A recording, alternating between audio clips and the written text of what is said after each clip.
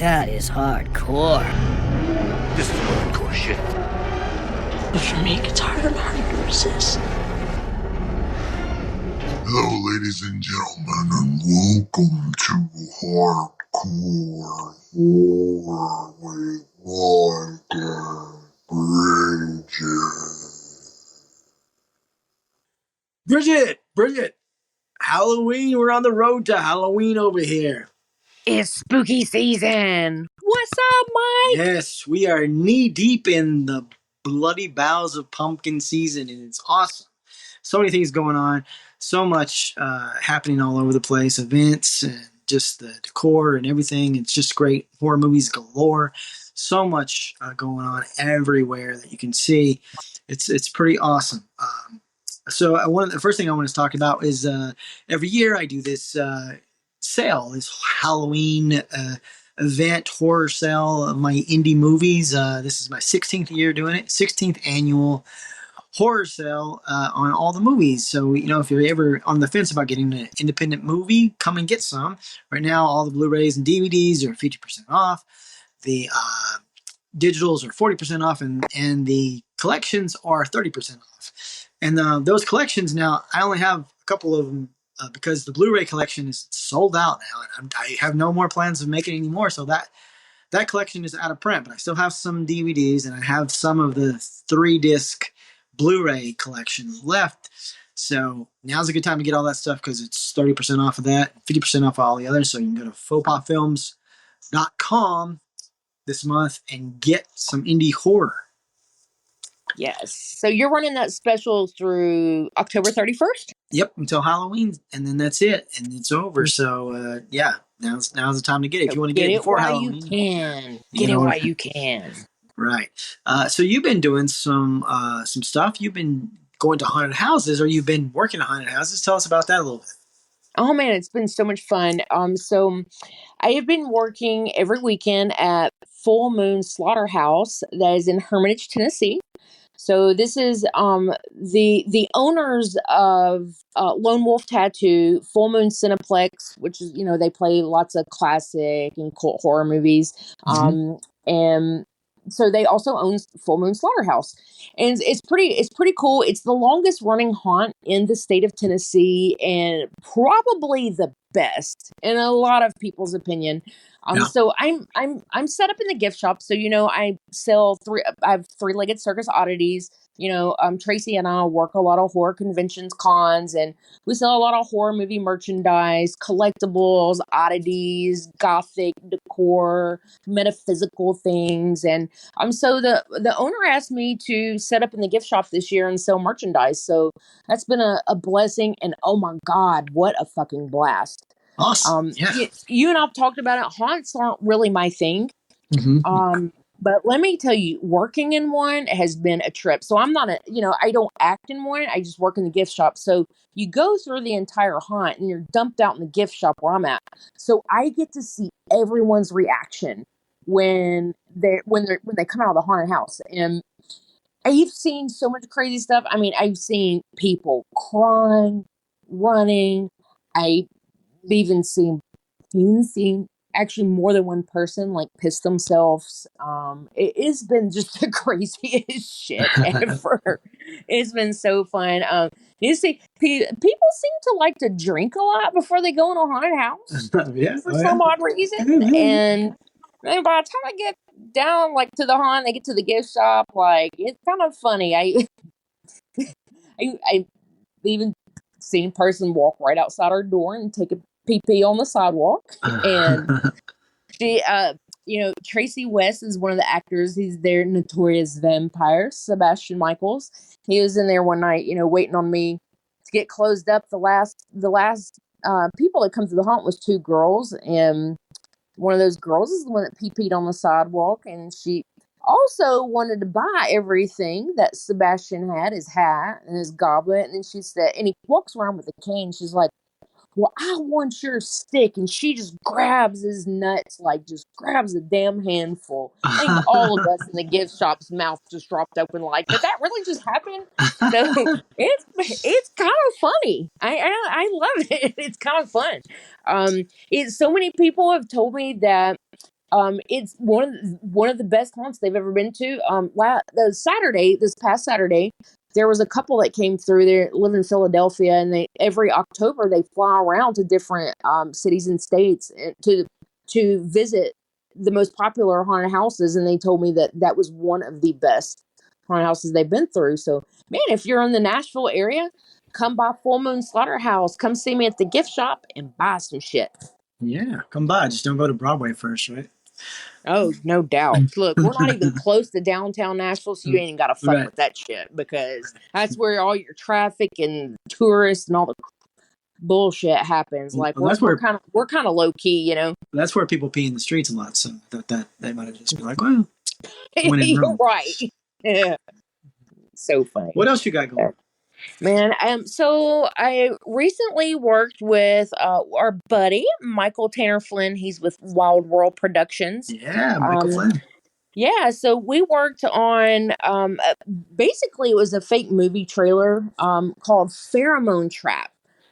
So I believe he told me we filmed 84 minutes of footage, so almost like a full feature film in 2 days. We were on the ground for 2 days, but he shrunk all that down to just like a 2 or 3 minute trailer. It just screened at the Knoxville Horror Film Fest Grindhouse Grindout.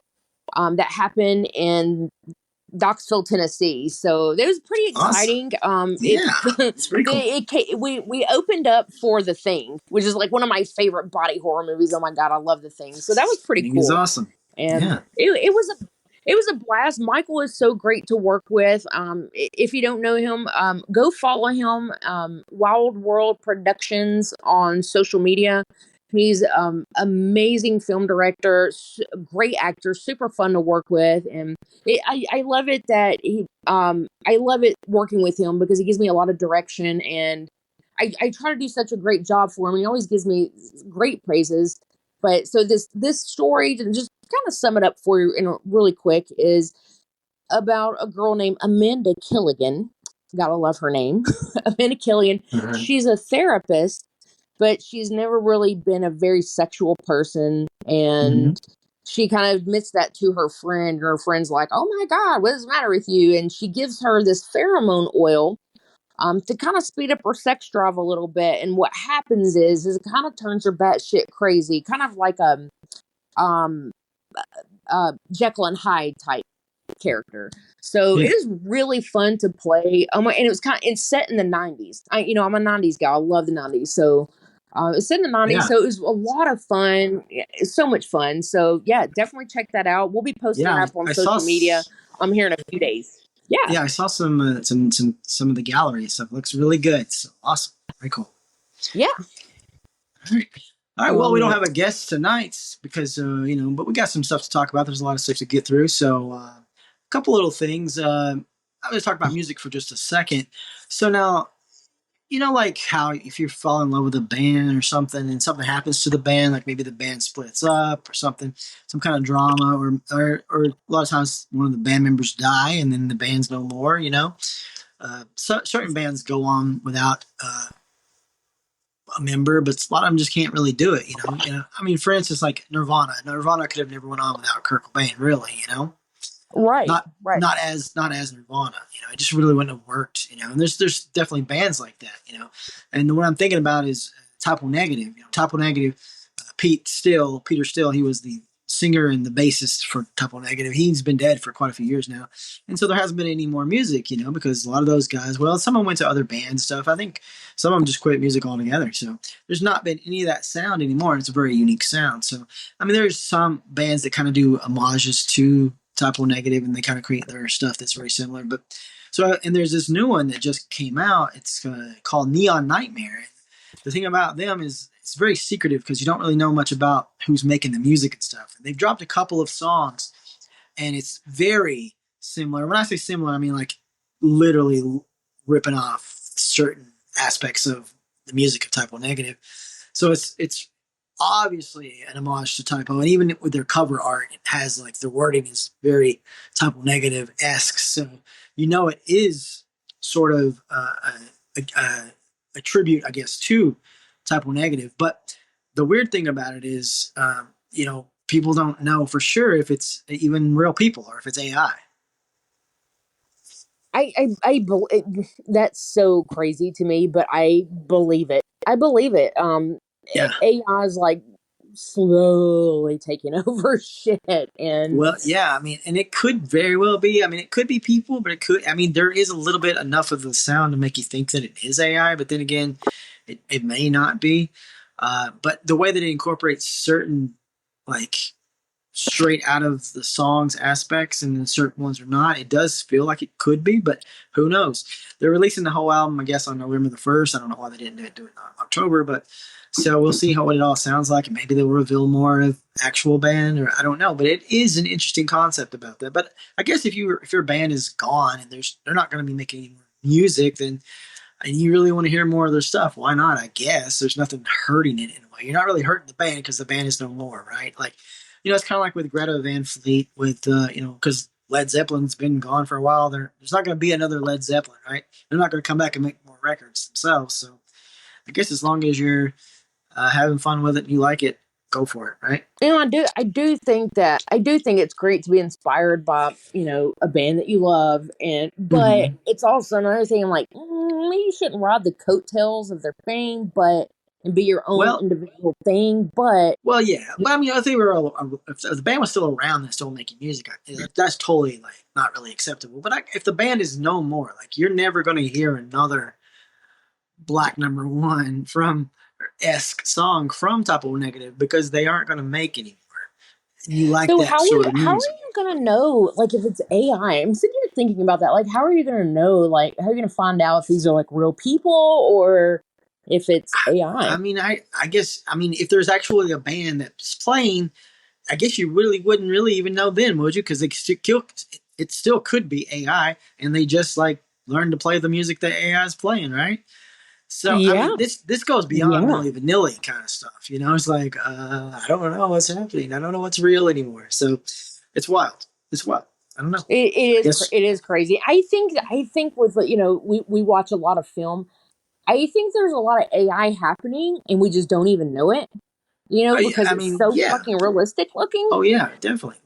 I mean, look, with background creepy, actors, actually. Yeah, kind of creepy. Probably background actors all the time now. I mean, obviously, we've been dealing with CGI characters on screen for the longest time, but now it's just like AI stuff. It's way more realistic, so it's hard to even capture. Yeah, you can't even tell. It's hard. Yeah, it's hard. Yeah, it's hard to tell which one's which. So scary times, scary stuff.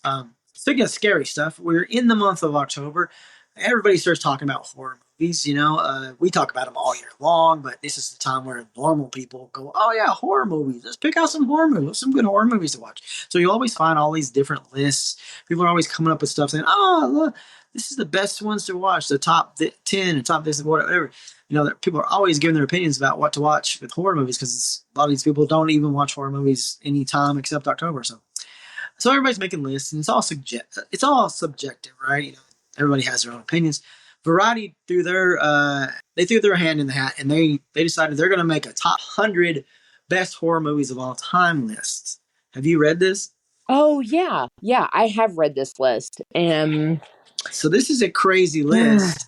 There's a lot of discrepancy from my opinions, but again, it's not my opinion. But so we have stuff like, I'm not going to go through the whole list because it's a long list, right?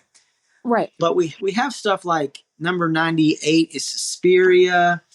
We got Nightmare on Elm Street's pretty low. It's like in the 70s, I think. We have Candyman, The Fly. Both those are pretty low. And then we have The Thing at 46, which is very much a travesty, I think. We got all the Universal horrors and stuff, but we got like The Mummy above like The Bride of Frankenstein and Dracula even and all that, which is very strange to me. So yeah, again, it's a long list. You can go to variety.com and you can check it out if you're very interested in what they have to say. Yeah, it's a pretty interesting list because there's a few movies on there that really caught me off guard. A lot of movies I was surprised that the order that they put them in, which whatever, everyone's opinion is different. But there was some movies on there that kind of fell into the extreme category. Funny Games. Funny Games was on there. Funny That Games was is in there, kind of yeah. surprising. Oh my God, what was in the top 10? That top 10. It was It was Salo. Salo, 120 Days of 120 Summer. Sodom was Yeah, number 9. I believe it was. Yeah, number 9. yeah. That is crazy to me that was in the top 10 list. I just was like, who wrote this list again? I'm just kidding. Yeah, I mean um, that's a movie. It's like there's a lot of horrific stuff in that movie, but as a horror movie, I don't know if it plays well as a horror movie. I mean, there's a lot of stuff going on in there, and again, it is horrific what's happening to these people. But I don't know that it's a straight up quote unquote horror movie. You know? mhm. Yeah, I agree. I agree. Another thing that I noticed about this list is that so you've got all your. It's a weird order that they put them in. You know, this is 1 through 100. You've Mm-hmm. got of course, Halloween and all your classics, Nightmare on Elm Street. But Friday the 13th, Jason Voorhees was not on there. Oh, What? omitted completely. Omitted completely. Yeah, Um. So that was yeah, pretty it's shocking to me. That was then. shocking.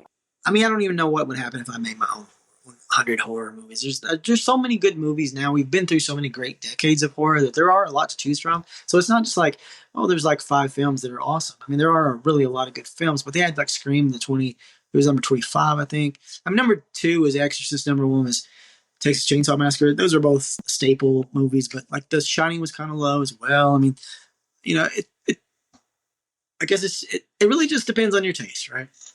I guess so. Everybody's list is different. And it would be a list of your top 100 would be extremely hard to make, I think, because you're right. It's oversaturated with so many different horror movies, and God, it's hard to pick and choose. And you're like, it would be really difficult to make a list like that, I think. But if I did Yeah. make a list Yeah. like that, I would not put it in the order that they did. I'm just saying. No.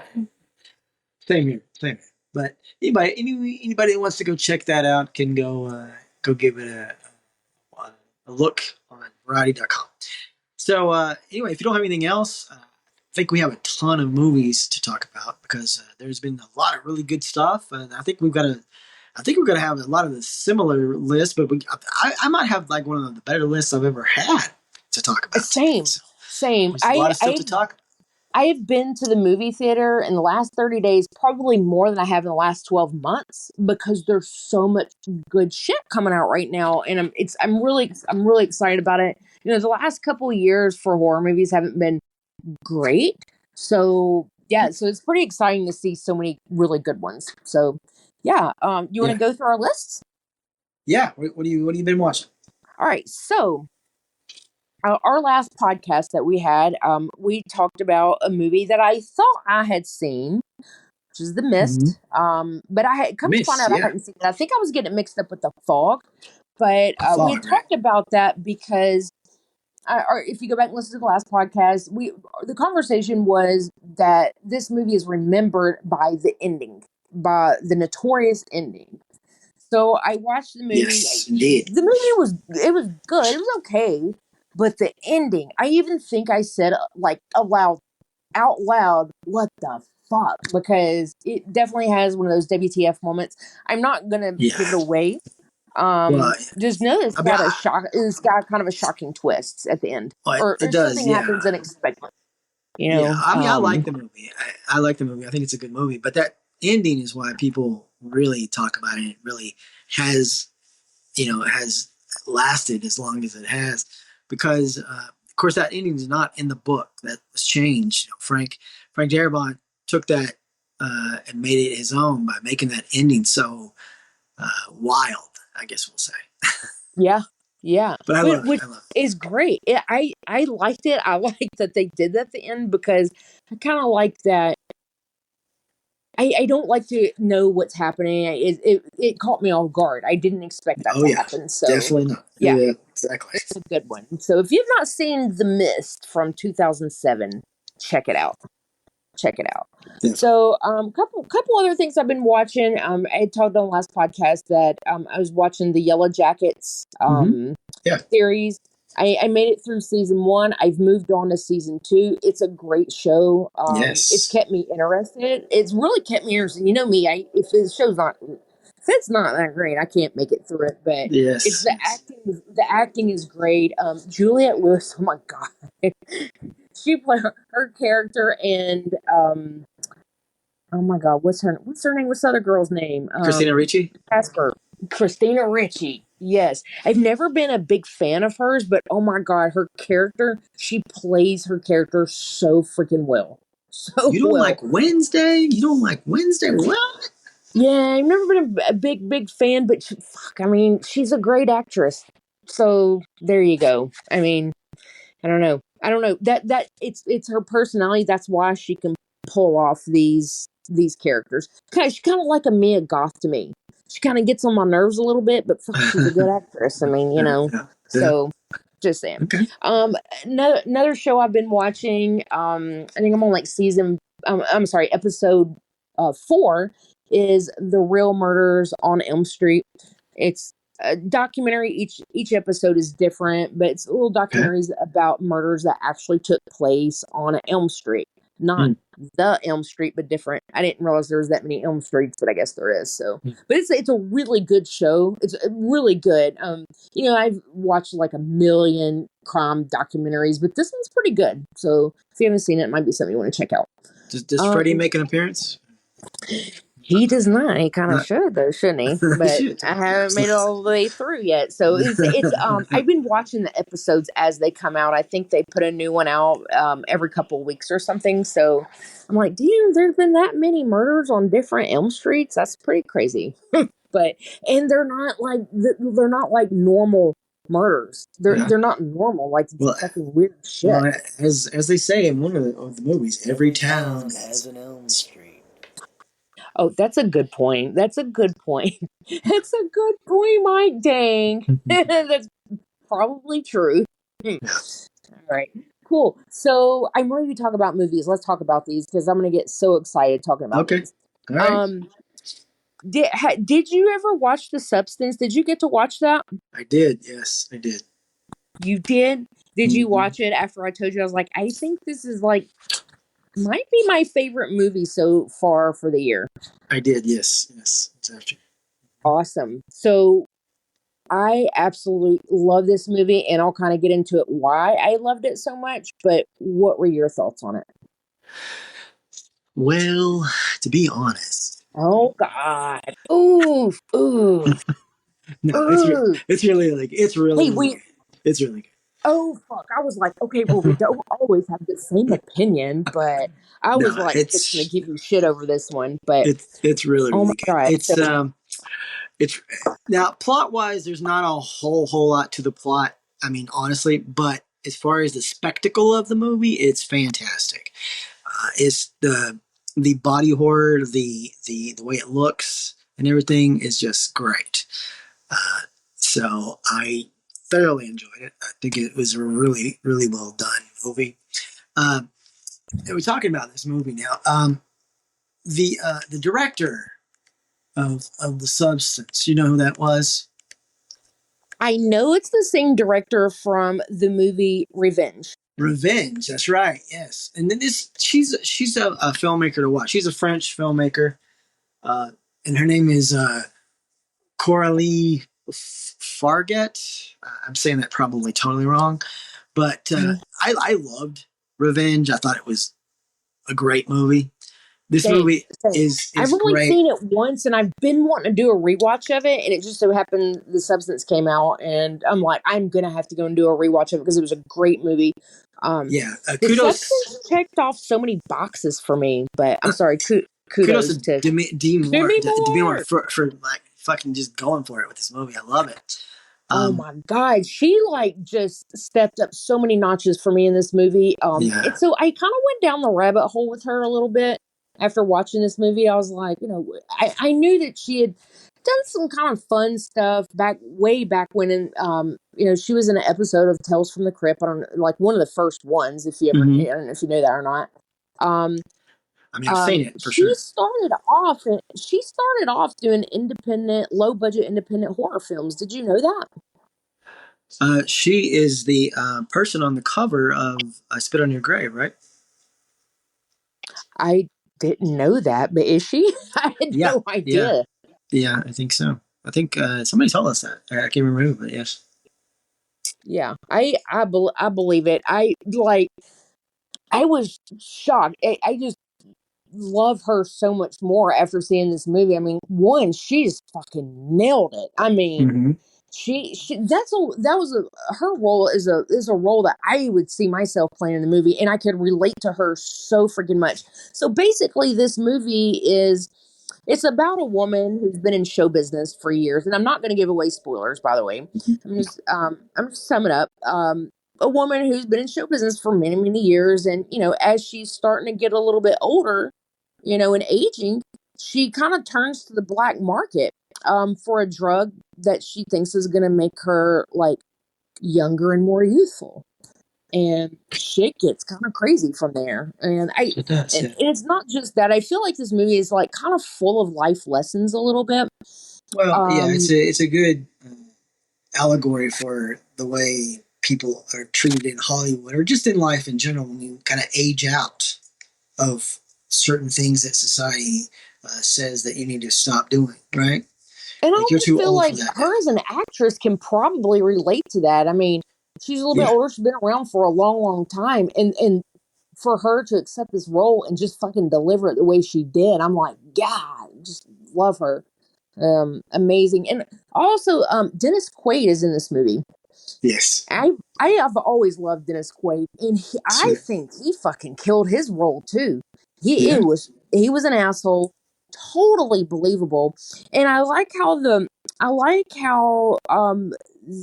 they filmed it. Like the style that it was filmed was, I don't even know what it's called. You can tell me if you know what it's called, but like where he filmed it kind of very up close and almost kind of uncomfortable, and it Mm-hmm. kind of felt kind of abstract a little. Yeah. I It's loved almost it. fish. It's almost fisheye looking. It's almost that Fisheye, fisheye. yeah, I'm saying up close, but you're right. It kind of is like fisheye. Like I love that, and I think it, especially with his character, I think it made his character just that much more of an asshole. And like the way he's smoking them damn cigarettes, I was like, every fucking scene, he's like chain smoking these cigarettes. Just the whole thing is just great. And I honestly, I didn't, I've been really into like body horror like for a while. Sure. I love them. It Oh my God, like that, you can do body horror, you can do it half-assed, or you can do it well. And oh my God, they did it fucking great. I was They just, did it. Yeah. and another thing that I love, I talk about all the time, is gore. I love a lot of gore. Yeah. Yeah, this one definitely did it for me. Definitely. A little trivia for you I got for this movie. Okay. Did you know that there's a kind of short prequel of this? No, I did not know that. Yeah. Well, the director made one in 2014, and it's called Reality Plus. Reality Plus. Okay. It's a 22-minute short film. I watched it today. It's not really horror. It's really more like kind of futuristic sci-fi, but this is the basis for this movie. So listen to this. In the near future, the brain chip Reality Plus acts on your sensory perceptions and allows you to see yourself with the perfect physique you've always dreamed of. All the people equipped with the chip can see your new appearance and you can see theirs, but the chip can only be activated for a 12-hour a day. So this is very much the basis for this. So you got this guy, he does this, and like, he's not like a super handsome guy. So he wants to be, he wants to have that look. So he does this where it like basically you press your palm, the palm of your hand, and you kind of have this image, right? Mm-hmm. And so you kind of look like this super, good looking guy. So he's going around and he meets this really good looking girl, and they're like, hitting it off and stuff. And so he goes around and with this one, it's a 24-hour day kind of situation, right? Then you change back, and then you change back. But then he gets with this girl and stuff, and then he wants to do it, and he does it.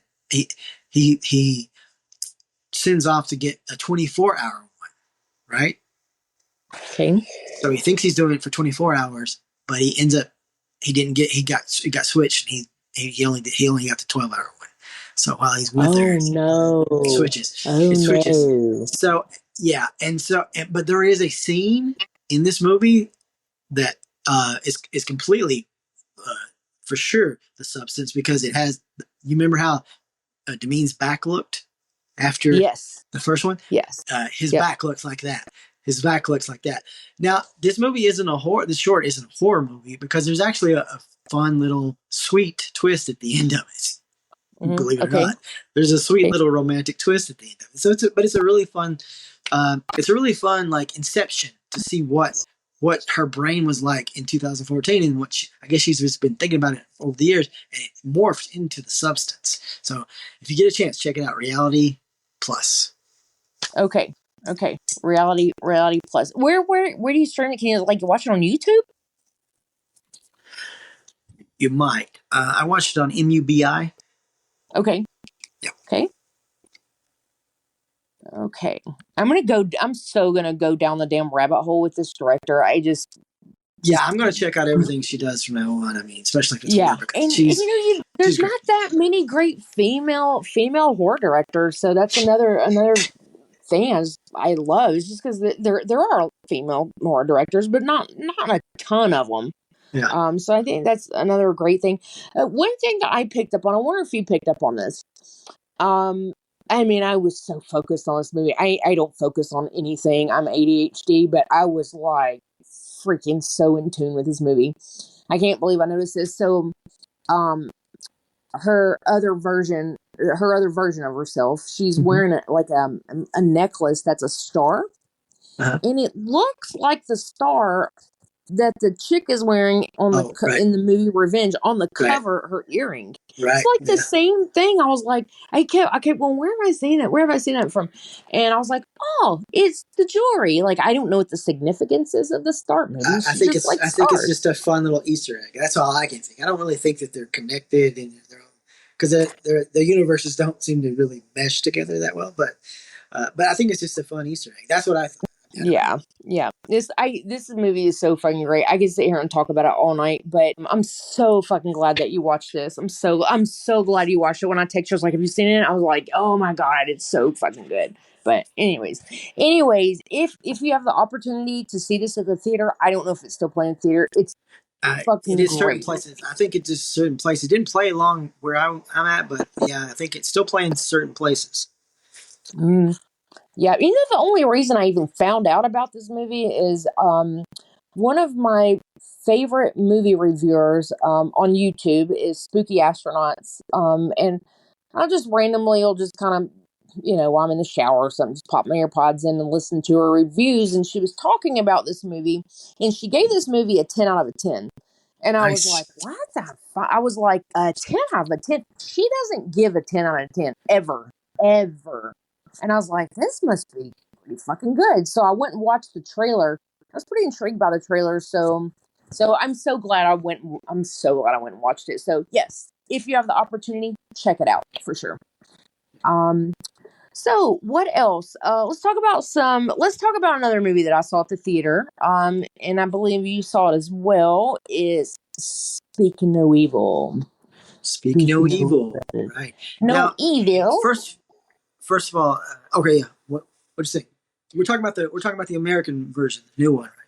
James talking about the American version. So for some reason, I don't know why I do this. I get movies mixed up. I thought I had seen the original version, but come to find out, like, I hadn't. I thought that I had. So I watched the American remake before.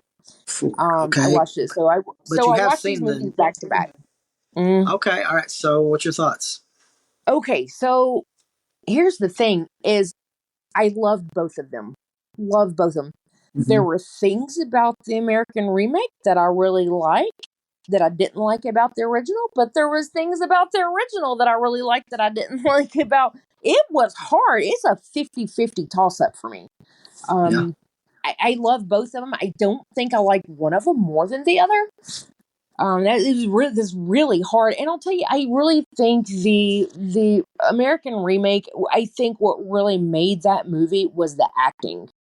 It was definitely the acting. Yes, they have really great acting in the movie.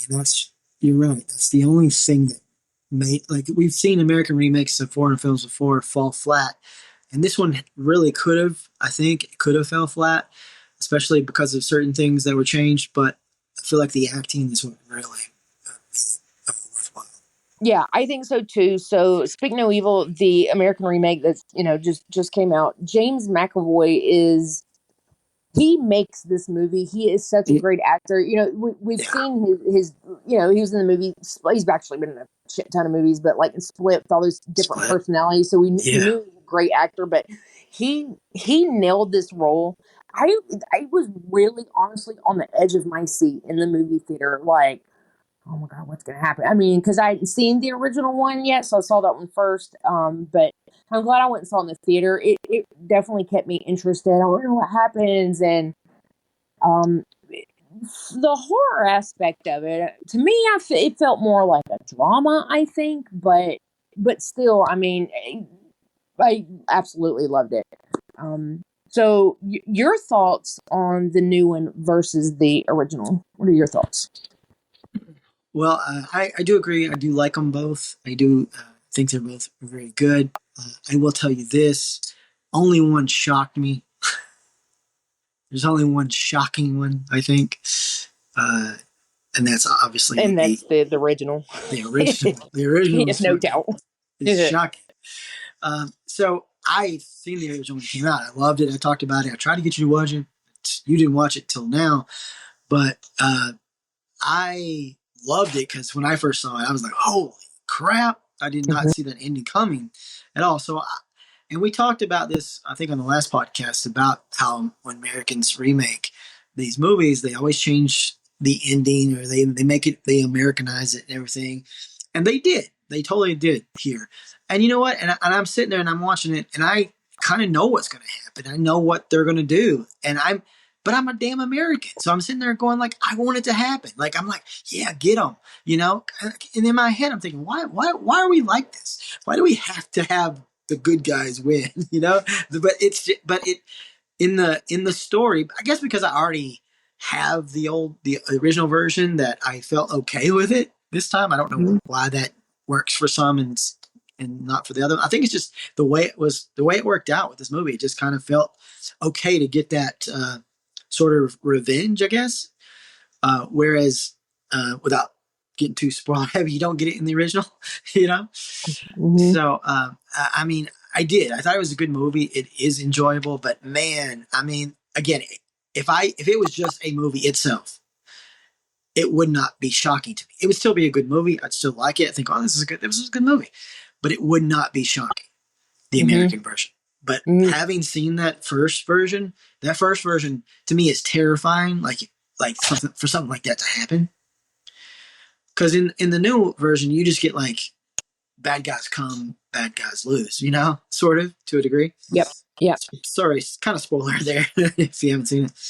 But with that original, like, it was such a shock to be like, oh my, jeez. And you know, obviously having kids, it's like, oh, ugh, it's scary. It's like, I don't ever want to leave the house or definitely go anywhere outside of the U.S. You know, like movies like this and Hostel and all these other movies, like, don't ever leave.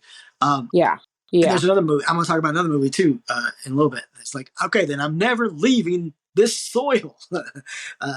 But it's a good cautionary tale. But yeah, I do think you're right. The acting is what made that movie work. For sure. And I think the reason that, for me, I hadn't seen either one, so I chose to watch the American remake first, because I thought if I watched, because we talk about it all the time, take a foreign film, they Americanize it, and they water it down a lot. So that's why I chose to watch the American remake first, because I didn't want to be disappointed by watching the original foreign film and then going and watching the remake. I think it was good that I did that, because I like Speak No Evil, the remake. I liked it. I think maybe if I would have watched the original first, I wouldn't like it as much. I don't know. I don't know. If what would you say to people if they had never seen either one of these movies, which one to watch first? Well, I went into it kind of thinking I wasn't going to like it, so I think it won me over enough to like it. So I don't think you get really that affected by watching either way. And I mean, I think really the one that you're going to like the best is maybe depending on what kind of outcome you just really want. Yeah, or true. or Good or point. one that you're okay with. Like for me, I like shocking stuff, and so shocking, however that has to play out in a movie, affects me more than something that I can't. I mean, it is kind of formula to its degree, for like bad guys to come, good guys to win. So like to me, like the either one is they're both really good, so it doesn't really matter. I mean, I don't really think that you're going to watch the first movie and then hate the remake, but you might, Yeah, because you might not like that ending. If you're an yeah, American, if you're an American, you might not like that ending. But I feel like right. over the world, I think it's done pretty well. So I feel like that people have accepted it. And again, there's been movies we talked about, Martyrs, Inside, stuff like that they tried that, it just did not work at all. Right. So this one again, it did. I guess the direction was good, the acting was good, and it just kind of works. Yeah. But Yeah. either one, honestly, there is not no. I don't feel like there's one that you have to watch first, because again, if you do watch the original and you think, well, this American's going to suck, I mean, you're probably going to be surprised, because I was surprised that I did like it as much as I did. Yeah. Yeah. Yeah. Same. So yeah, James McAvoy. Wow. Amazing actor. Yeah, Amazing. definitely. So, all right. So what else have I got on this list? We talked about The Substance. I did watch a movie. I think I saw that you watched this movie also, called Oddity. Did you watch Oddity? Oddity. Yeah. Mm-hmm. Okay. Sure did. So what did you think about this one? I liked it. I did too. I thought creepy. The ending was a little. I think they could have done a little bit different with the ending, something a little bit different. But the entire movie was pretty good. Pretty good, I thought. Yeah, that scene in the tent. There's a certain scene in the middle of the movie in the tent that creeped me out.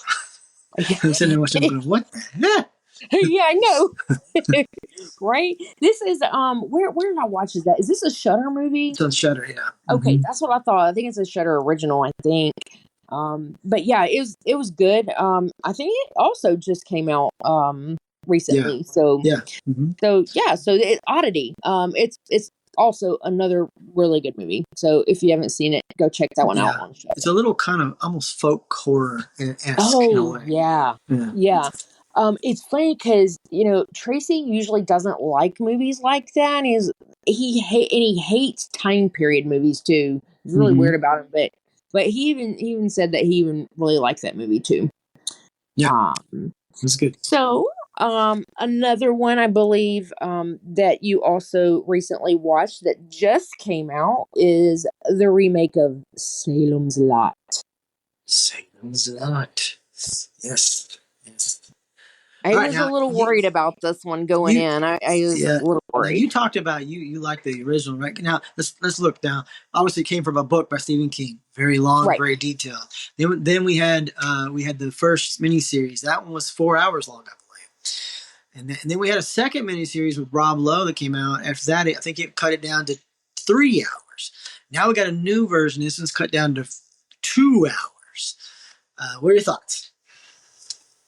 So I mean, obviously it's not the original, but I don't think that they did bad on it. I don't think they did bad. I mean, obviously it's not the original, but I went into it thinking I wasn't going to like it, but I did like it. I did. I did. I thought they did really well on it.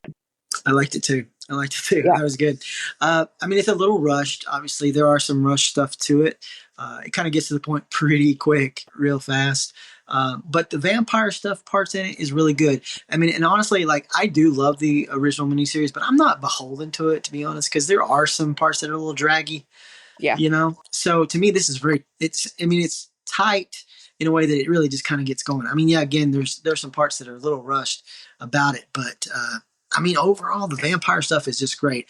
I don't love the appearance of the main vampire. Not So not that not. was one of my complaints too, because for first time I ever saw the original Salem's Lot was the head vampire, like, oh my god, like, of course, like, I think that come out in like what, 1979 or something. Yeah.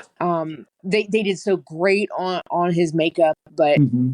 I think I expected a little bit more, but I'm not saying I didn't like it or anything, No, but no. I I mean, just I like expect a his little bit more. character. It's just his head. I don't know. It His seemed too head, yeah, his make, polished. Yeah, yeah. there's something there. I don't know if it was CGI, what was going on there with that head, but there was something that just made it look a little off. But it was good that the soundtrack was great. I mean, using Sundown by Gordon Lightfoot was just awesome. That thing stuck in my head for days after watching that movie. So, yeah, I mean, man, give it a shot. I think it's good. Yeah. So that was another really good one. So, where's that? You can watch that one On on Max. HBO Max. Yes. As another thing, I was like, oh, it didn't really have a theater release. That's kind of strange. So, wasn't really sure if I wasn't sure about going in, but I did like it too. So, um, Terrifier 3 recently come out, so I thought it would be good for me to go and do a rewatch of Terrifier 2. And I I watched hadn't that seen too. it since Yeah, I hadn't seen it since it came out in 2022. I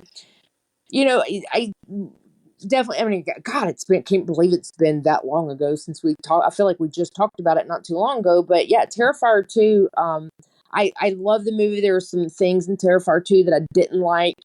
Mhm. So I went back in, watched it again to see my thoughts on it. I kind of feel the same way. My biggest thing on Terrifier 2 was that it's too fucking long. It's It's too too long. long. It's way too long. And I mean, and they didn't really learn their lesson. We'll talk about it in a little bit, but they didn't really learn their lesson on that, but it is too long. Mhm. Yeah, I mean, the gore, the kills are awesome. Uh, the storyline isn't great. It tries. It gets an A for effort, or an E for effort, maybe. I don't know. It gets something for the effort, because they are trying. They are trying to build this sort of mythology there, but it feels a little forced in its own way for some reason. I don't know why that is. There are certain things, and I thought about this when I first watched it, and I just read something. Somebody was talking about this. So why is it that when you see Art with the little girl in the laundromat at the beginning, like, he's playing patty cake with her, and we see the guy seeing him, and he can't see the girl. Oh, but then But then later on later, they can see her. Right. right? So Same is that a question. plot hole? Is that just a Um, plot hole, or is there some reason for this? I so don't I'm know. kind of like you. I feel like there was a lot of gaps in the story. Mm-hmm. Um, and that's one of them. That's one of them. I said the exact same thing, and yeah, I feel like they're even after watching Terrifier 3, I still feel like there's some gaps. I can't wait to talk about Terrifier 3, but yeah, I felt like I needed to go and do a rewatch of the second one. Um, Yeah. I still liked it. It's super gory, but again, it's way long. I think there was a lot they could cut. One of the scenes I think they could have cut out that was just way too long was the scene of where she's seeing the kids and they're singing the goofy children's song or whatever it is. Yeah, that children's song is Happy awesome. Clown Camp or whatever the hell it was. It was just Yeah, like, yeah. cut that shit out. Cut that whole Um, thing. it was long, but it's fun. I do like that scene. It is long, but yes, I I do think they like should it. have just shortened it. Shorten it. It didn't Yeah, need to yeah. be They could have. fucking 10, 15 minutes long. It's Well, crazy. and I think that might be one of the sort of disadvantages of Damien Leone here doing these movies himself. I don't feel like he gets a lot of pushback from it, so I think he just kind of does what he wants. And sometimes you need people to kind of rein you in a little bit with some of this stuff, and I feel like that he might need a couple of people to be like, "Hey, let's take a look at this, and let's see what we can, kind of cut up a little bit, and pace it out a little bit better." But yeah, Yeah, I mean, I think so too. And like, he can tell he's trying to build his franchise, and I absolutely love Art as the character. mhm. I like the whole concept of the mime silent Charlie Chapman goofy, silly Yeah, aspect of it, you know. sure, sure. I absolutely love that. Let's talk about part 3. Part 3, Terrifier 3. Ooh. So Number one was before, number one yeah, at the box office. Number one took down yeah, Joker it 2. beat the Joker. Yeah. Yeah, totally read that today. So when Terrifier, when it was screening, I was working at Slaughterhouse, Mm-hmm. and people were talking about it, you know, coming through the haunt, and they were talking about, oh my God, people were getting up and walking out and fainting, and I'm like, does that shit really happen? I mean, I've seen people get up and walk out of a theater before, but have Mostly you because it ever seen sucks. anyone faint? Yeah, right, No, right. no, no. I've never I've seen never seen anyone anyone faint, faint. but I listened to one of my favorite movie reviewers. I listened to her review earlier today, and she was talking about her experience, and she was like, "Oh my God, 2 people actually legitimately fainted in the theater." She's like, "These." She goes, "You know, you think that it's acting." She said, "But it's not." She said she helped one of them, and got when she fell out, she busted her head all open, and Wow, so I guess some people can't handle the that's gore, crazy. Yeah, I that's guess. crazy. Yeah. But yeah. So wow.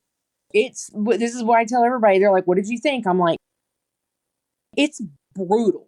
It's a wild ride, and it is super brutal. It's a lot more brutal than the first and second one." And I'm gonna give it to Damien Leon because he almost took extreme to mainstream, right? Yeah, And yeah.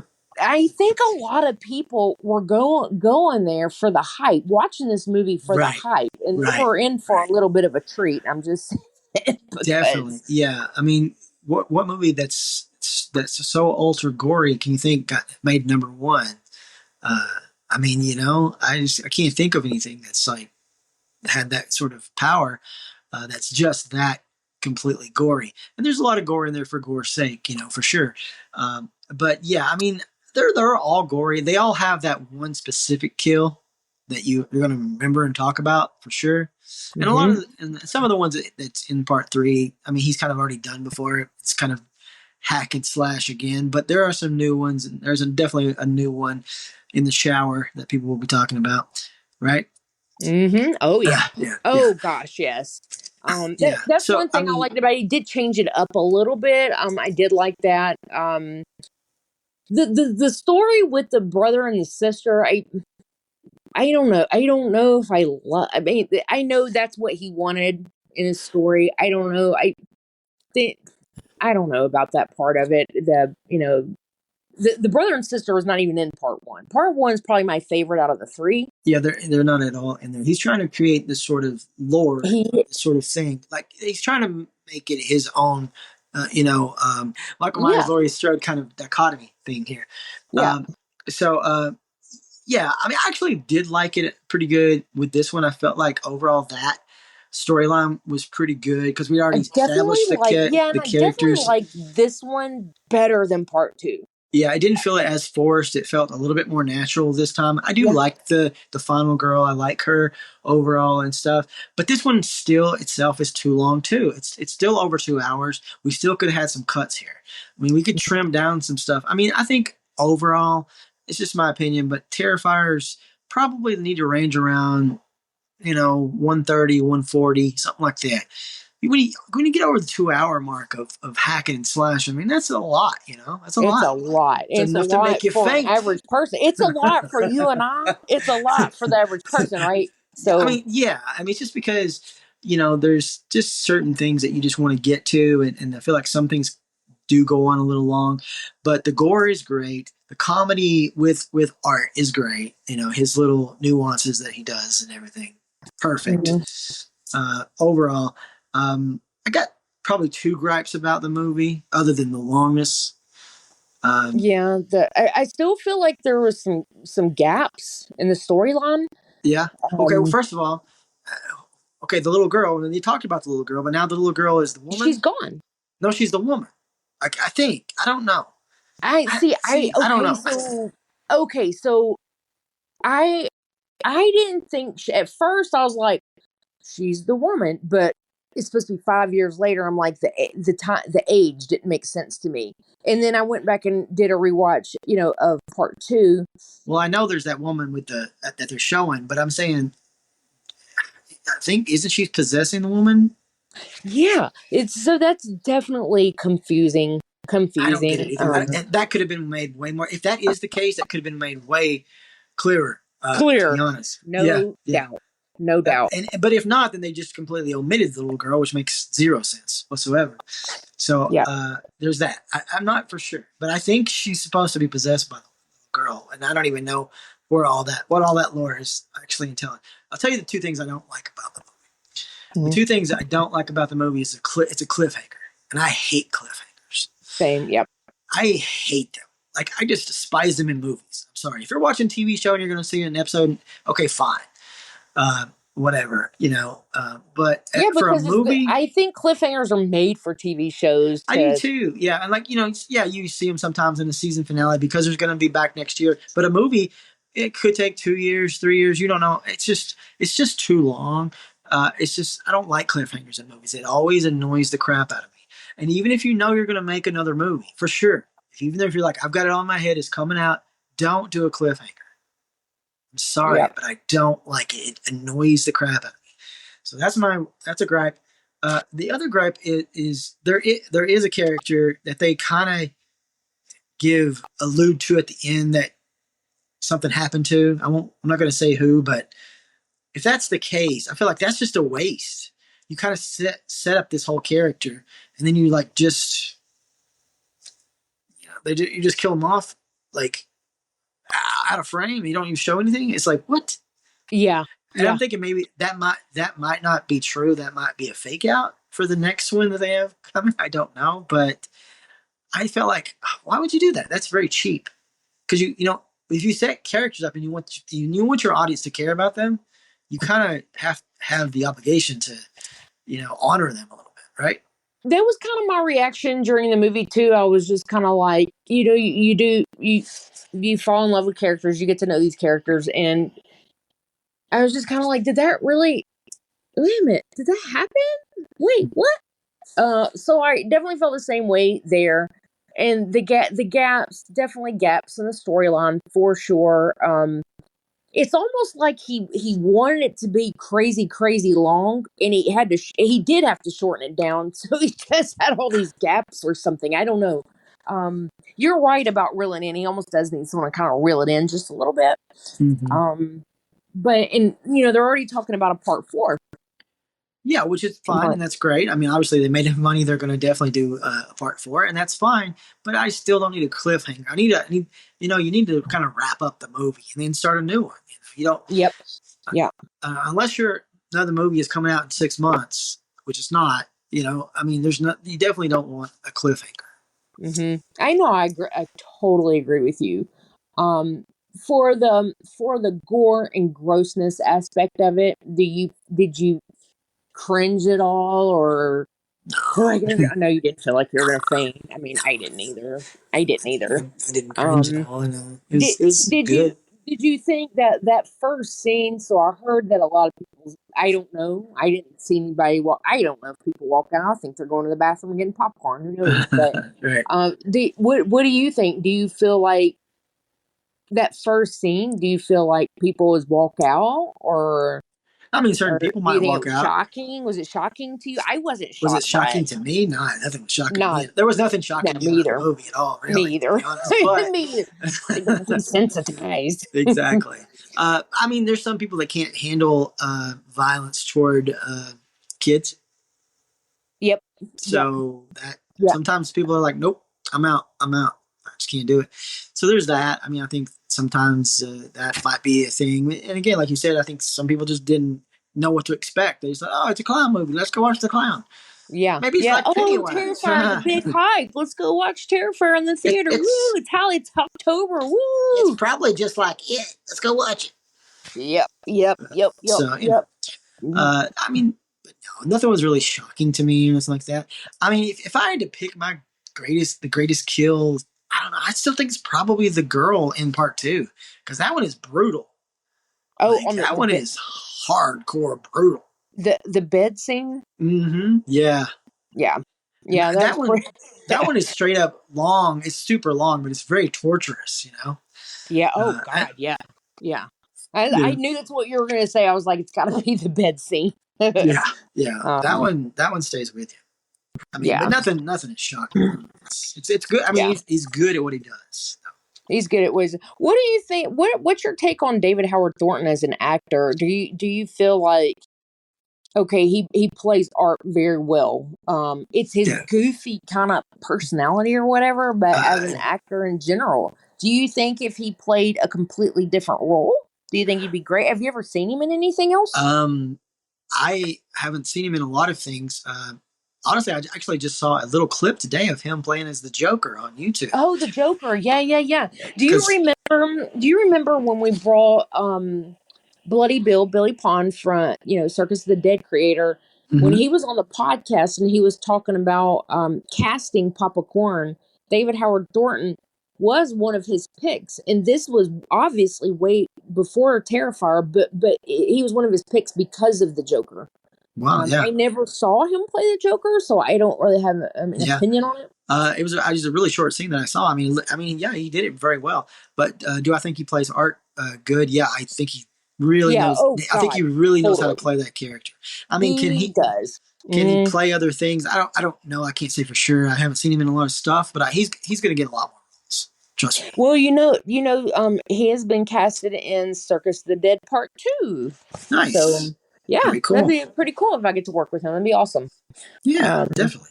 Everybody says he's super nice, so probably a great guy to work with. yeah, yeah, the only time I've ever talked to him was when Terrifier very first came out. It was kind of underground. No Hmm, one yeah. had heard of it except for us, like movie people, horror movie people, right? Mm, And I had found it, watched it. No one had heard of this movie, right? And Tennessee, our boys, Tennessee Horror, they did a screening of this movie at Full Moon Cineplex, in Nashville, and it just so happened to be on my birthday. I think this was 2018, yeah. and David Howard Thornton, they had him on Skype, and he opened it up, but before the movie, um, uh, Jim was like, "Hey, come over here. I've got him on Skype. You want to talk to him for a minute?" I was like, "Yeah." He was super cool. He was super cool, and I was like, "Well, it's my birthday." I was drinking moonshine too. I was just having stuff. I was like, "Woo!" And it was so fun. There wasn't a lot of people at the theater, and I had already seen it, so I wasn't surprised by anything. But I do remember these two older guys walking out of the theater, and I was like, "What did you guys think?" And the one guy looked at me and goes, "Oh, honey, that was too much for me." I thought that was the greatest thing ever. Yeah. Oh my god, love it. Anyways, that's my list. I thought Terrifier 3 is a good one to top it off with my list. So, Sure. um, Definitely. do you have any other ones that you've been watching? I have a whole bunch. Oh, okay, all I, right. I I'm have a getting my whole pen and paper out, right? I have a whole list of movies to run Sweet. through. All right. Okay. I'm not even going to list everything, but this is a lot. Okay. All right. I'm going to start off with Kicking Blood from 2001. This is Anna, a century-years-old vampire, watches Robbie, a charming but reckless young man, recover from his alcoholism. She decides to quit blood and restore her humanity. I like this movie. It's a very indie movie. It's a vampire movie. I liked it. It was pretty good. It's this girl. She's kind of in a clique of vampires, and she meets this guy, and he's kind of like on his last leg. He's kind of, just kind of ruined his life and just kind of ready for it to be over. And so, but she kind of takes him in, and she kind of helps him, and he kind of helps her. So it's, I don't want to say it's kind of a love story. I mean, it is kind of a love story, but it's not like gushy stuff. It's a horror movie, so I liked it. It was good. And what was this one called? It's called Kicking Blood. Okay, Kicking Blood. Okay. Yeah. Up next was The Wax Mask. This is from 1997. This is Dario Argento wrote some of this, and Flucci too. So, and this is it's just kind of one of those wax movies, that about like where the people inside the wax museum are real people, kind of a deal, But pretty Oh, kind good. of like the House of Wax, kind of Yeah, exactly. But one of but those. but pretty good, pretty good. Up next, this isn't so much a horror movie. It's more, I guess, maybe more of a sci-fi. I guess it's a little horror, but it's called The Mysterious Two. This movie came out in 1982. I don't think I've heard of it. Probably not. This is a movie sort of based on the Heaven's Gate cult. Oh, okay. Oh, okay. Heaven's Gate. Okay. Yeah, Okay. the Hellbop. Heaven's Comic? Gate was the one kind of like where they kind of like aliens, right? That's Right. right. They were Okay. big into aliens and stuff. And so this is what this movie's about. It's about two aliens who visit Earth in an effort to enlist converts to travel the universe with them. Oh, that's interesting. It's very wild because it kind of plays out the way they do their stuff. I assume that they either somebody did a story on them and kind of knew about them, and because this came out in 82, I think they started in like the mid 70s. This group did. Of course, they didn't. They didn't culminate until the 90s. That's when everything happened with the Hellbop cult. But in the 70s when it started, so the 82 is when this came out, and I don't know if they had input in the movie at all. Like, I don't know, but it's knowing it is about them. It's kind of creepy. I think as a movie as itself, it's just like kind of not that great, Yeah. But being about them, it's kind of like ooh, kind of creepy. Okay. Kind of creepy. Yeah. Up next is a rewatch of The Strangers, Chapter 1. I did a watch of Apartment 7A. Apartment 7A, that's that new prequel to Rosemary's Baby. Oh, I forgot it. I haven't seen this. Is it good? I didn't care that much about it. Okay. Well, at least you're honest. Well, I mean, it's as far as acting and stuff, it's fine, whatever. But I didn't. It's just care. the storyline. Well, okay, it's like so I'm sitting there, and when I watch a movie, I want to be surprised, entertained somehow, whatever. And it basically is just a remake of Rosemary's Baby, like in a way, okay. in a way. But then when it gets when it gets so far, I'm like, wait a minute. So this is a prequel to Rosemary's Baby. It's coming out the exact same way. How's it going to end? And then in my head, I knew exactly how it was going to end. So I'm like, oh, okay, and it did. And I'm like, well, I guess that's the only thing they could have really done. But I didn't care that much. I didn't have to. It didn't have to. It's definitely not as good as like the first Omen. Mm-hmm. Oh, right. I mean, because to me, like that kind of show. I mean, even though, all this one really does is just says, oh, hey, they did this. They were doing this before Rosemary came. Really, I mean, the acting is good, but I didn't really need it. But you know what? It made me think of. It made me think of the fact that Rosemary's Baby actually has a sequel. Did you ever see that? I haven't seen the sequel. No. It's called Look What Happened to Rosemary's Baby. Oh, that's what it's called? Terrible. Look, maybe that's why. I've never even heard of that. Look What Happened to Rosemary's Baby. Never even heard of it. Yeah, it's absolutely terrible. I mean, unfortunately, Ruth Gordon is in here. The one from the original. She's in this movie. I don't know how maybe she had to pay some bills. I mean, she's the only one that came back. And I mean, I love her to death. She's great, but she cannot save this movie. This movie is a train wreck. Did you say maybe she had to pay some bills? Is that what you said? Well, sometimes people take jobs because I can't imagine her reading this script and going, "This is a good script." Oh no, it's terrible. It's awful. a terrible movie. It's a terrible movie. And that's why you haven't heard of it because nobody wants to talk about that movie. It's bad. Yeah. Up next is a little movie from 1991 called Black Magic Woman. Black Magic Woman. I love your list because you always have these movies I've never even heard of. An owner of a suburban art gallery searches for someone to perform an exorcism after a witch casts a spell on him. Mark Hamill is in here. Who is it? Mark Hamill, the guy from Star Wars. Oh. Yeah, he's in here. And he's with this girl, Amanda Weiss. She's from She was from the original Nightmare on Elm Street. Which one? Which one was she? She's the blonde. She was the one that got cut up. Oh, the one in the On the very ceiling? the one in the very bit that goes up on the ceiling. Yep. I feel like she had all the nasty roles in that movie. Yeah. Think about it. Yeah. So she's like his girlfriend sort of thing, but then he meets this other girl and she's kind of a witch or witchy and stuff. And bad things start to happen. Things go wrong and then bad things start to happen to him and he's blaming her for it. I mean, I figured out the twist real easy, but I think maybe in 91, maybe you wouldn't have figured out the twist as easy. So, I mean, it's a pretty decent movie. Pretty decent. Up next is 2021. Let's Stop at the Morgue. Let's stop at the morgue, huh? Because that sounds like a good idea. Yeah, this is by that director Sam Hell. He does a lot of extreme stuff.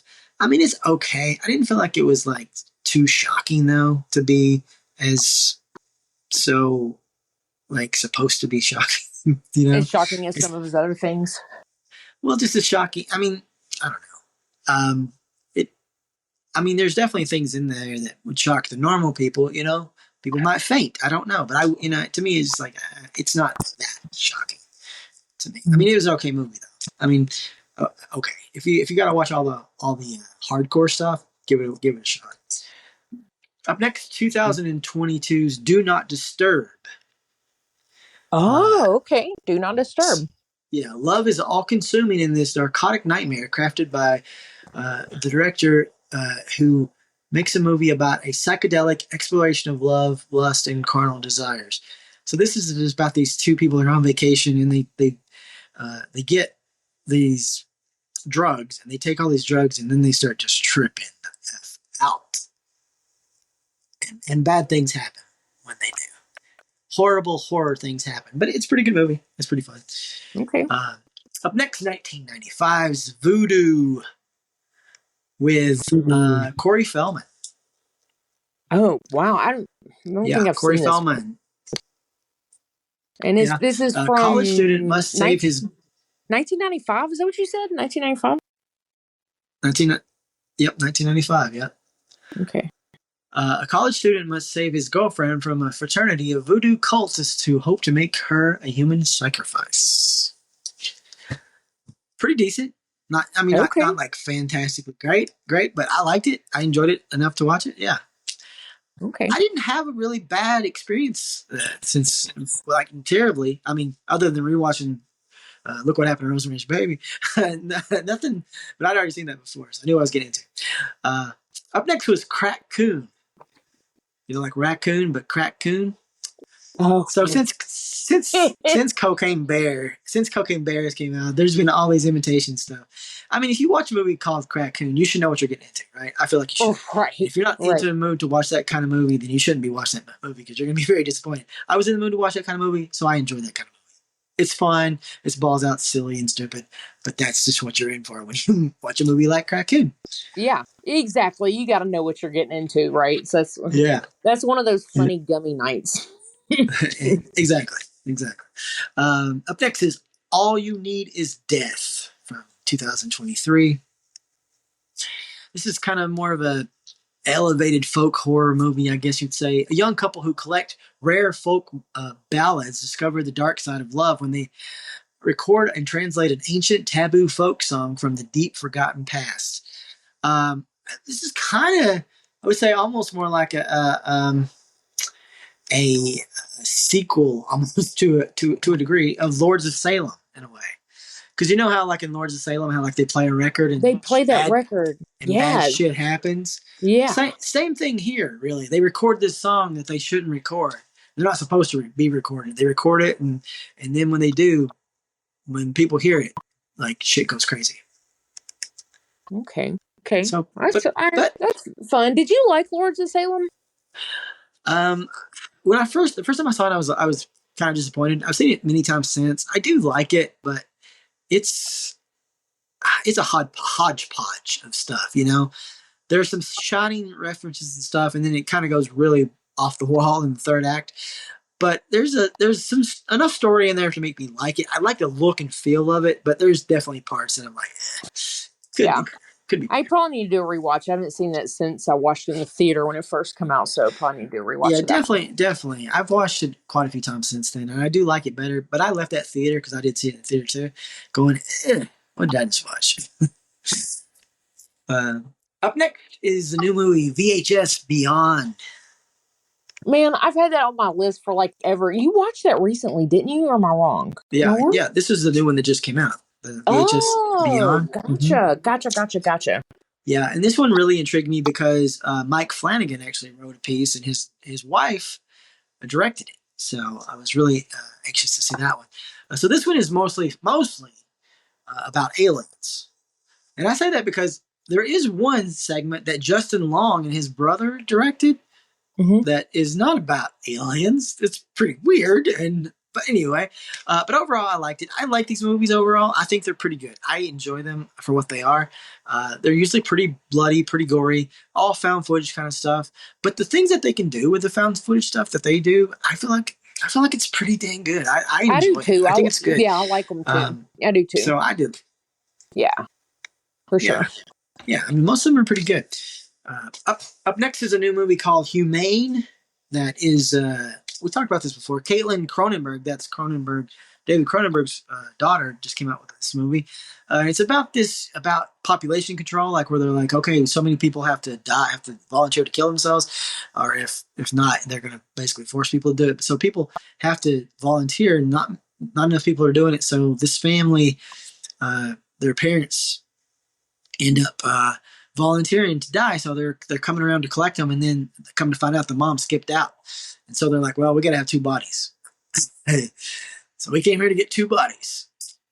So there's all this sort of family drama and stuff. It's a horror comedy drama, I would say, but I liked it. I thought it was pretty good. I mean, it definitely went. You watch the trailer and you don't get everything from the trailer. It definitely went in places I didn't expect. It got a little darker than I thought it would. So yeah, I thought it was pretty good. Okay. Up next was let's see, Hold Your Breath, that new Sarah Paulson yawn fest. Okay, so I guess there's a few I didn't really like. I can't believe I fell for this again. That like Sarah Paulson, I'm not really. I mean, I liked her like in American Horror Story and like American Crime Story, stuff like that, like those TV shows. But like these movies, like this one and what was that other one, Run or something like that, I just find them boring. I wasn't really feeling this one. Sorry, it just wasn't for me. Next was a nothing movie. wrong with that. Yeah, up next was a new movie called Eight Eyes. Eight eyes. Yeah, holy shit! You got to watch this movie. 8 eyes, like yeah. Okay. Yeah. I think it's on Shudder. I think or AMC. It's on one of those. A mysterious local crashes a couple's vacation through the former Yugoslavia, pulling them deeper and deeper into his web of psychotic rituals. So again, this is about traveling abroad. You got these two Americans, and they meet up with this guy from Serbia, I think, and yeah, he's kind of weird. He's obviously very weird, but very helpful, you know. Blah blah blah, and then shit just turns sour, and you kind of get this sort of Texas Chainsaw Family that is messed up. I really liked it. I was surprised. I didn't know what I was getting into watching it, but it's hardcore. Not extreme, but hardcore enough, I think, to be like, oh shit, I like it. Okay, cool. So, okay, worth a watch for sure. Okay. Yep. So we talked about all these ones that I watched that you watched. We watched a lot of the same stuff. Up next, 2012's The Sleeper. This is kind of a 80s throwback. In 81, a new pledges their welcome to a sorority, and the sleeper clandestinely spies on the girls, prompting to kill them when they're the most vulnerable. This is kind of a sort of a Black Christmas-esque sort of movie, because we got this. That's what I was going to say. It's kind of what it sounds like. Yeah. Yeah. So if you like that kind of stuff, I mean, it's not bad. It wasn't a bad movie. I enjoyed it enough. I didn't hate it. So if you like that kind of feel, then that's what we're going for. Yeah. Up next was Bong of the Living Dead. Wait, did you say bong? Yeah. Bong of the Living Dead. Yeah. Bong of the Living Dead. Yeah. Again, if you have a title like that, you should know what you're getting into. If Yep. you're not up for that kind of silly sort of stuff, probably not going to like it. I did Right. like it. I thought it was really funny. I thought it was really good. It's got a lot of funny like wording when they're talking about zombies and stuff and the culture of zombies and stuff that it works for me. It's not as Shaun of the Dead funny, but it still was pretty good. It was better than I thought it was. Okay. Up next is a little movie from 1984 called Silent Madness. Have you seen this one? Silent Madness. A criminally insane man is accidentally released from a mental hospital. The staff tries to cover it up, but a young psychologist travels to the college town where he committed several murders to warn the locals and await his arrival. Pretty decent little slasher. It came out in 3D though, so there's definitely those 3D moments. Oh, yeah. In the movie where I'm like, wait, what's happening right now? Why is this poking out like that? So there's those things because that's kind of the way it looked back then when you did with the 3D glasses, so but a decent little movie. It's not great by any means whatsoever, but again, if you want to watch something that's kind of slashery that you haven't seen before, then worth a watch. Up next was Trap. The new one that came out from M. Night Shyamalan. Dude, Tracy's been trying to get me to watch this forever. Yeah? I'm not a big fan of the director, which I'm gonna get a lot of like shit over that probably. You don't like M. Night Shyamalan? Nah,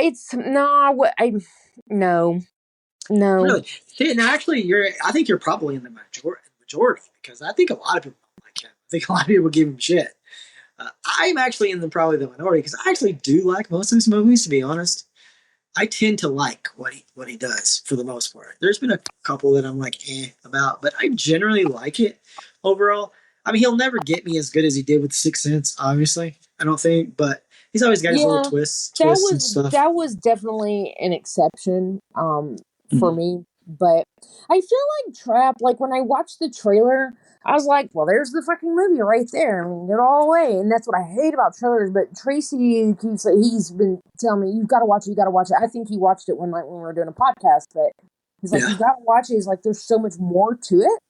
So I mean, there is more to than just the trailer. The trailer is like the first act or maybe the first two acts, and there's definitely a third act and there is a twist to it to a degree on it and everything. Not a like huge crazy twist or anything, but I mean, I liked it overall. I did. I liked it. I don't know where I thought it would go. I mean, obviously there's only really two major endings, and so it was either going to be one or the other. But overall, I thought it was pretty good. I mean, yeah, there's a lot of the concert stuff. If you don't like that sort of stuff, it might not be up your alley. But Harnet's great, man. I mean, he's really good in the movie. He's really good. Okay, cool. I've always liked him. So yeah, but again, that's me. Again, I'm in the minority. So if you don't like his kind of movies, you might not like it. Let's just be honest. I mean, it's not like a straight up horror movie or anything like that. Not really. Yeah. To be honest. Yeah. I'm still gonna watch it. So stay tuned. Yeah. Okay. All right. Cool. Up next is a rewatch of Long Legs. You rewatched it. Okay. Did you pick up on a lot more the second time in? I mean, maybe a little. I mean, I definitely didn't like it any less. I definitely enjoyed it as much, if not more, the second time. Kind of just looking at the nuances and the stuff, and it's just a really well made movie. I think. I mean, the creepiness is there. No, it didn't exceed the expectations of the build up with the trailers, but it's still pretty freaking creepy. Yeah. Oh yeah. Yeah. Nicolas Cage's performance was really good. Really good. Yeah, it was. I really think he nailed it. Up next is a brand new movie came out on Hulu called Mr. Crocket. Mr. Crocket. I haven't heard of that one. It's great. You got to watch it. It's fantastic. Okay. I didn't expect it to be as good as it was. It's fantastic. Okay. A mother embarks on a perilous quest to rescue her son from a demonic children's show host who is kidnapping kids. So you kind of got like these families who are kind of a little bit abusive, or they're a little bit harder on their kids, and then all of a sudden they mysteriously get this VHS tape and they start watching it, and you got this guy with his sing-songy stuff, and yeah, lo and behold, he kind of comes to life and bad things happen. But there's a lot of gore in the movie, and I think it's really good. Okay. You have to watch that. I've got it on my list. Okay. Up next is Humanist Vampire Seeking Consenting Suicidal Person. Oh. That's a long-ass title. It's a long time. It came out, I think, last year. So this is obviously a vampire movie. A young woman vampire is unable to kill to meet her need for blood, but may have found a solution in a young man with suicidal tendencies. So it's kind of a, what would you say? It's a horror drama comedy sort of thing. I mean, not played like for laughs too much, but there's the whole thing is sort of over the top, you know. But yeah, it's about this girl. She just can't. Her fangs don't come out for nothing, so her family just has to give her the blood and stuff. And lo and behold, she meets this guy, and he's like really depressed and just kind of suicidal. But anyway, she kind of falls for this guy. So anytime he starts to get hurt in any way, her fangs come out to protect him. So it kind of becomes this thing. But I liked it. I mean, it's not like a super gory movie, or like it's not really action heavy either. I don't know if you would like this movie because it is kind of, again, it's kind of long. It's kind of drawn out to it, so there's more drama, I guess, than there is horror. But I liked it. I thought it was decent. I didn't hate it. I didn't love it maybe, but for what it is, I liked it. Okay. Up next is a new one that dropped on Shudder called Daddy's Head. You seen this one? Daddy's Head? No. Mm-hmm. This one just dropped. You got to check this one out. It's pretty decent. It's kind of creepy. A boy and his stepmother fear for their safety after an eerie creature resembling the boy's recently deceased father visits them. So you got this boy. His mother already died a long time ago. Then his father died, and then his girlfriend pretty much has to raise him, and she doesn't want a kid. And so there's like that animosity there, and so he starts kind of seeing this thing, so it's kind of like almost a Thing-esque. I won't give it all away, but it doesn't go into detail about everything. It doesn't explain everything for you, but it does have some creepy moments in it. I think it's worth a watch. Oh, okay. Okay, sweet. Yeah, it's on Shudder. Yeah. And then today I watched a movie. It's not really horror, I guess you'd say, but it's sort of horror adjacent. It's more like a thriller. It's called Knives and Skin. This is a mysterious teen noir that follows a young girl's disappearance in the rural Midwest and its effect on the teens and their parents. It's very bizarre, though. It's kind of David Lynch-esque in some of the aspects of this movie. Yeah. Not totally, but like there's little hints of it there. There's one part you won't like about it. There's a lot of singing in it. It's not a musical, but there are people singing songs in the movie a lot. But it's weird enough for me to like it, even though it's not really horror. I mean, there is a dead body and there is stuff like that, but it's not. I guess it's more like horror adjacent. But it's definitely weird. Definitely like that's weird. I mean, I don't know what it is. I kind of like some weird ass movies sometimes, but yeah. Again, I don't know if you like that one. It's definitely like more of a teen drama in a way, in a weird teen drama, I guess you would say, but different for sure. So that's all the movies I watched. I did check out a couple of shows. I watched the first episode of Killer Cakes, and it is what you think it is. It's a baking reality TV show, which I despise reality TV with passion, but I just watched it because Matthew Lillard's on there, and so is Daniel Harris, and they're both Halloween horror royalty. Did you say this is a baking show? Is that what you're saying? Yeah. I can't believe you watched that. I used to watch shit like that all the time back when I had like cable.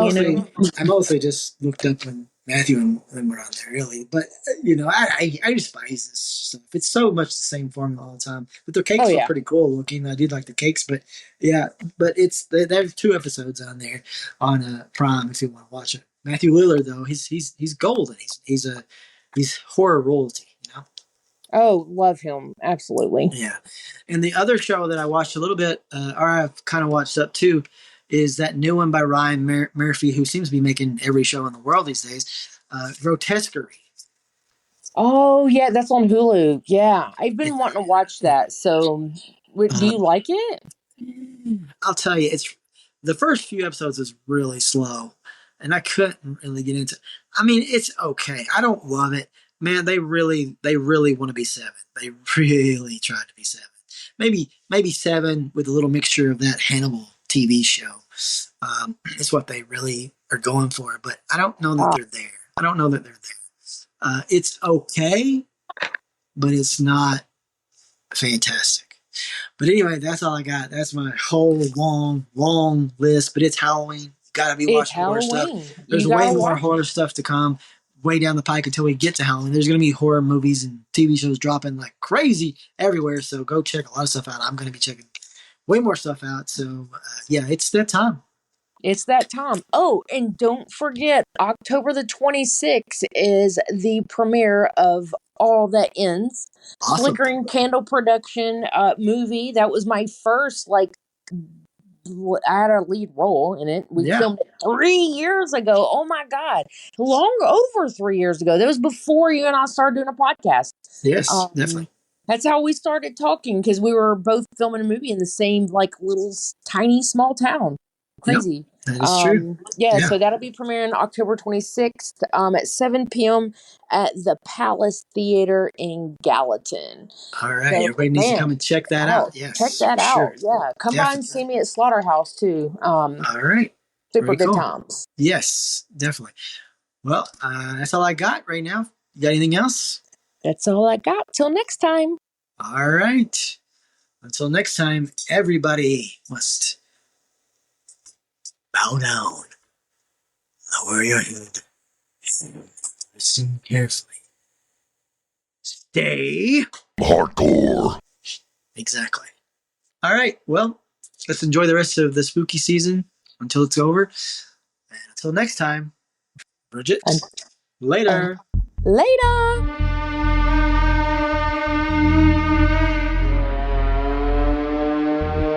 Wow.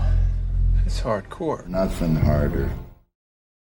Hardcore Horror with Mike and Bridget is a part of the Tennessee Horror Podcast Network.